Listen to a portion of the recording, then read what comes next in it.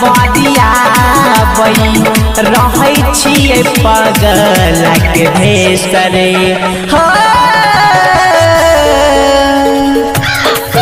जो कौआ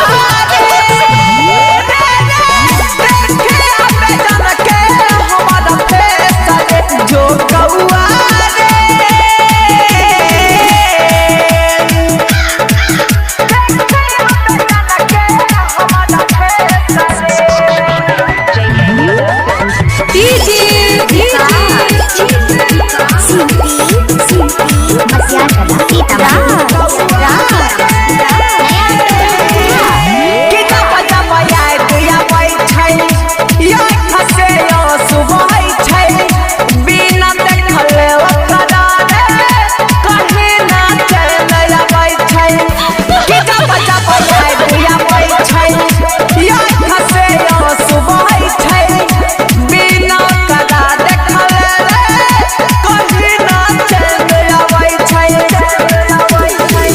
जहिया से छोड़ के गेलै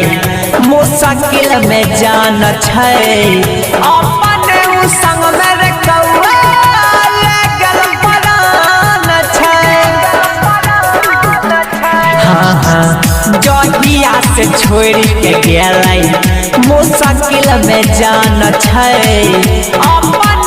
संग में कौआ लगल परान छै केना होते हमारो बतइहे केना होते हमारो बतइहे जान के छोटा सन बेसरे।